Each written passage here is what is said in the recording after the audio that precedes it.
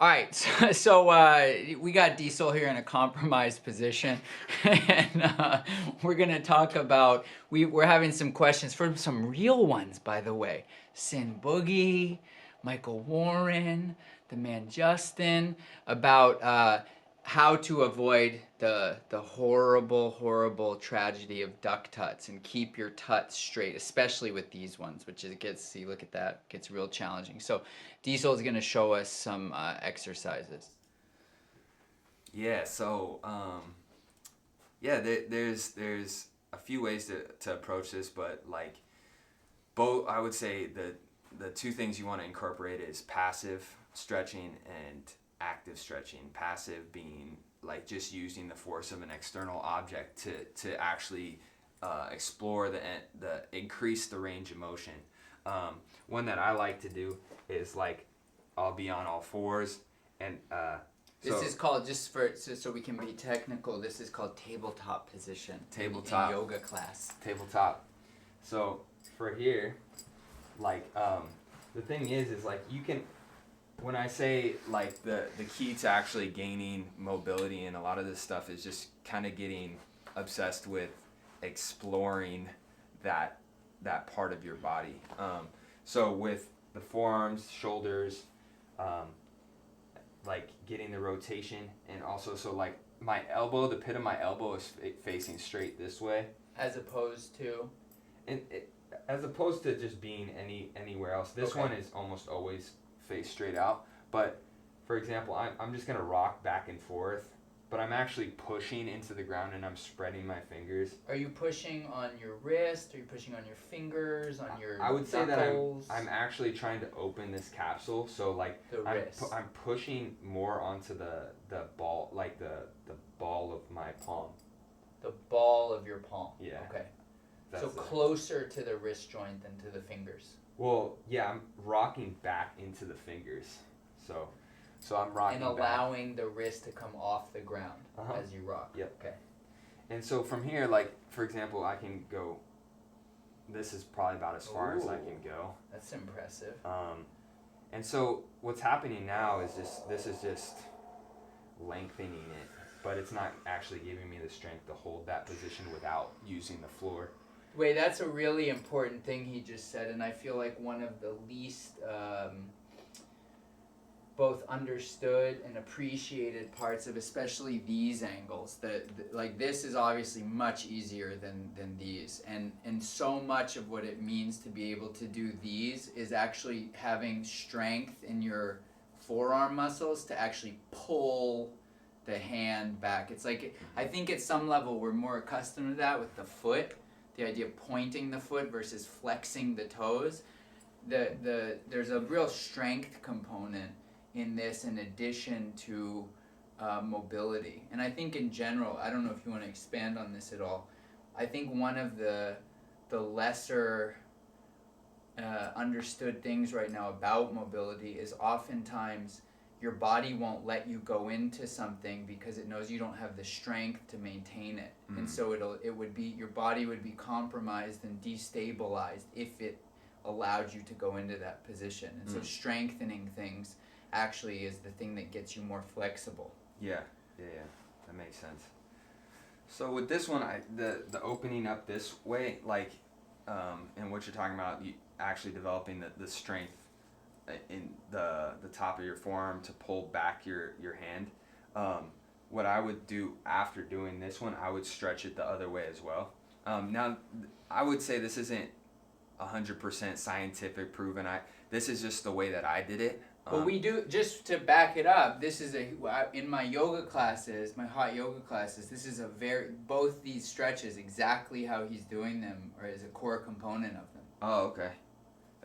That's dope. All right. Yeah, right, exactly. Right, exactly. So for this one, same thing, just now on the top of your hands and just rock back. And how about the elbow positioning? The elbow, I'm keeping the elbow out, forward. right? Yeah, I'm keeping the elbow rotated forward. So don't let them come out. No, don't collapse in any way. So really trying to stretch the top of my forearm here, the back of my wrist. And where are you feeling this? Just so people, obviously you may feel it in a different place than he does, but Yeah. just so people have a sense. So for me, I'm feeling it in the top of the forearm here, mainly, and also just in the wrist joint. Yeah, in and general. I'm feeling it in the wrist joint, almost all the way up to the first knuckle, primarily. So also, like, pay attention to your thumb too. Like, to put your thumb on top of your hand is actually easier than actually spreading out your hand. So that's part of your progression too. So you could put your thumb on top of your hand to make it a little easier. But so for example, if I let my shoulders come up, like, I'm actually not increasing the angle very much, right? My arms are kind of same. So I want to keep my lats engaged, and when I rock back, I'm keeping my torso one piece and allowing that motion to stretch. So from there, like, you're gonna feel a lot of, I mean, I still feel pain when I do that. So just like be really gentle and allowing your wrist to kind of come back to homeostasis in a way. Yeah, what we do in yoga class, for what it's worth, is you, with this one, you go like this, you then go like rotate in both directions, and then I don't know exactly why they do this, I don't know if it's like voodoo or something, but then you slap to kind of like get it out. My intuition is to come in, clench, and let out. Okay, that's cool. And that kind of just gets the blood circulating, Yeah. I would think. But also, it kind of, for me, it's kind of like, yeah, not so much. This feels like a little grindy, like kind of grinding the joint. Sure. Okay. This feels a little more just like feeling back in my fingers and Yeah. So also another one that I like to do is for the bicep, like stretching the bicep and the delt. So I'll actually switch positions to the back, and from here, like, I can press here, but like I'll slowly start to go back, and this is more for the shoulders than it is for the wrist, but I try and keep my chest up, my head aligned with my spine, and this kind of opens up the shoulder joint and stretches the bicep.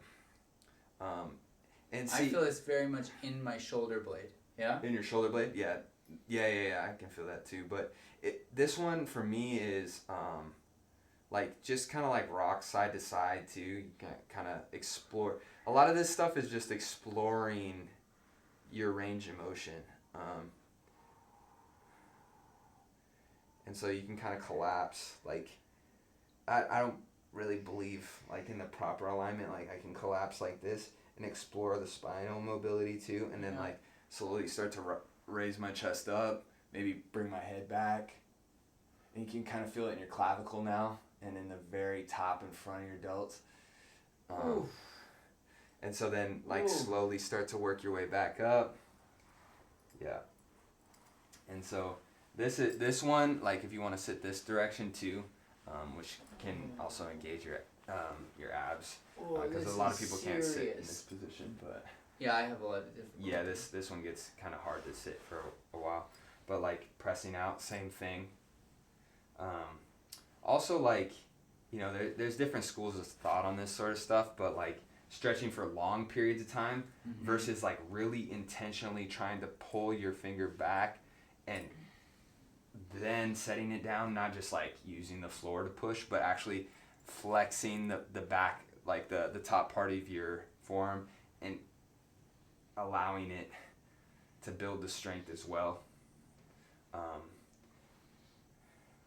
And just work both sides, you know, like if you just try and work the one side, it's gonna, for me, like intuitively it gets like kind of crowded on one side. So just kind of try and be symmetrical. Now I would say like using your own, I like this position a lot too, because I struggle with this one a lot, is I was talking about it earlier, but this position to like get this flat is kind of hard. You feel a lot of stretch in your forearm here, kind of like torquing, but I like to kind of play with that, push in, then switch. And you'll feel your hand want to do this, but flatten it out. And I think in general, would you agree with this, that it's going to be with your arm, it's usually your so I'm left-handed, it's usually your dominant arm that's tighter. And your non-dominant that's weaker but more mobile. Yeah? Or maybe not necessarily? My less dominant hand is actually stronger. Really? Yeah, I can lift more weight with my left, which is strange. I don't know. This one is more has more dexterity for sure and more coordination. Okay. This one is definitely stronger. But yeah, also like doing stuff like this, like getting this kind of flat position is very difficult too. You'll feel there's a lot of rotator cuff.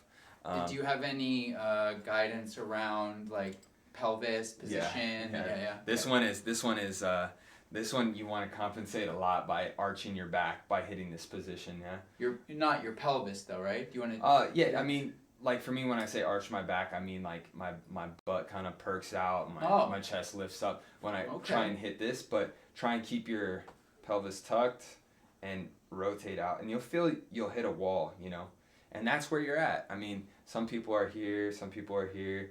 If you can get it all the way flat, like this is a workout for me to hold this. Yeah. And I would feel like this also lends itself super well to, where did I put this? This is not necessarily the right one, but band stuff. These kinds, if you have a wider band, this kind of stuff. Yeah. Strengthening for rotator. Yeah. Or even if you had a longer band that was like kind of stretchy here, and you could kind of, as they say in yoga class, pulse a little bit. Yeah. Pulse, and I definitely start to feel it. On that note, when you were talking about the different schools of thought around holding things intensely versus, I definitely seem to, if I just look at the evidence of my own experience, I feel like rocking has more opening than holding. Yeah. The holding to me is, it depends, you know, like when I say hold, it gets into those isometric type, right. Like when you get here and you're just like, you're really like pretending that you're pushing against a wall. Yeah. Like I'm starting to vibrate a little bit, but it's like I think there's I would say this is like more of a workout. I'm not sure what will actually increase more mobility. That'd be interesting to look at. But the pulsing, it's like to me it's like kind of voluminous. Like it's like creating reps, you know. But I also think when it comes to the mentality and the intention behind the movement, rocking might be better for you in the sense that you feel the end and you relax. Feel the end, relax. Feel the end, relax, and that's allowing your intention to stay strong. Right. Instead of like really think of Tabot's thing of like find 100% and then come back a little from it. Yeah. So that you're never at the actual physical end range. Yeah, and also the finding your 100%, because your 100%, if you work on these end range mobilities, like you will increase your 100%. Right. Yeah. So when you look at these incredible movers, dancers, like they do stuff and you're just like, yo, I can't even move my leg. Like if you look at capoeira people or like, different b-boys or like, they didn't start off like that. It's just also just exploring that end range of motion daily, like a daily practice of that, you know, and approaching it from different angles, not just like static, but also active. And like with b-boys, if you look at like when they hit freezes or something like that, they're not holding that for a minute. Like in some like yoga that's not flow oriented, you know, like you're just like stagnant for a long period of time. That can be one. That's one approach, and that works for some people. But like for b-boys, they'll hit like super extreme poses, and then that is increasing their mobility as well, you know. And that's all active when they hit freezes, you know, because everything's engaged. Opposed to just passively. I mean, part of it is passive, but Yeah. I mean, I hope the wrist thing helps. I would say just stay diligent. You know, like to me, it's about daily exploration. And you know, like Yeah, that's I don't think you can say that too much. Like these kinds of things. Like what actually this really has tripped me out. I've had 2 experiences like this in the past 2 weeks. One is that there's a dude in my yoga classes who's full splits, every direction, oh wow, da da da, and he's every time I go there, he's there. And I talked to him in the locker room one day, and he was basically like, "Yeah, if I don't do this for 1 day, it goes away." Yeah. And then I was at a Christmas party, and I randomly met. I just started talking to these people, and the girl I was talking to turned out to be Poppin' Pete's goddaughter, and they were at the Dexterity Dance League event where that dude, the British dude, I think his name is Crow. I can't remember. He's got like a flat top. He's not British, no. Well, there's a British dude. I can't remember. He's a black dude who's a contortionist. Oh, you're talking about Junior? Bonetics. Bonetics, thank you. Yes, Bonetics. Yeah. And so they were there, and they were talking to Bonetics, and they're like, "Can I just ask you, like, were you just like born like this?" He's like, no, I have to do this every day. Yeah. I have a whole thing I go through, it's regimen, or I lose it. So a thing that another one of these things has taken me a really long time to take in is that like, you never get to stop with this stuff. The minute you stop, you start falling off, and that's just like the reality of life. So structuring your whole life in such a way that this stuff becomes part of your day, like part of your daily experience of being in your body, is actually like mandatory to continue to develop. Yeah. And for, you know, a lot of the people that struggle with their wrist, they usually come to me, like whether it's workshops or the Los Angeles sessions I have, and it's only that time that they stretch their wrist when they come see me, you know, or when I have a workshop, you know. It's not part of their daily routine. So that's kind of like why I talk about obsession too, is that like just get used to exploring that joint and make it enjoyable. It's going to be painful, but like you're going to see progress. There's no doubt about it. So yeah, and it may take I think it may take a few months, you know, to see much of anything, but realistically it takes time. Yeah, in the scheme of your life, you know, if something takes like 4 years for you to get there, like that's actually not that much, you know, if you can have that experience for the rest of your life. When you're young, 4 years seems like forever. Exactly. Yeah. Totally. Actually, that could actually be one of the benefits of getting older now, is that I can see all these things where it's like, oh, bro, time was just passing. Like, 4 years is nothing. Yeah, like it just there it went. Yeah. So it's like that's why habits are so crucial, because if your up. default is just like I drink a green juice, or your default is I go freestyle in the park, like, you know, you see somebody 2 years later that like wasn't doing that, and so you didn't see them for some reason, and you like practice with them and you realize like, oh shit, they're like, damn dude, you're so good, and you're like, oh, I remember when you used to, like, we used to be more near the same level, right? And I've had that happen in both directions, where I see somebody, I'm like, oh my god, you're like so much better than me now, or like, oh, you used to be better, and it's like, it's not that's the thing, man. It's not rocket science, you know. It's like you do it or you don't do it. And there's nothing against not doing it. Sure. There's nothing against because everything you being do obsessed is with it. Yeah. Everything you do is the thing you're not doing. So just play with it, man. The body's an interesting thing. You'll start to discover the more you do this, the more you can actually zero in on what is inhibiting you and what you can work on. So, bam. Yeah. All right, that was a good one. Enjoy. Peace.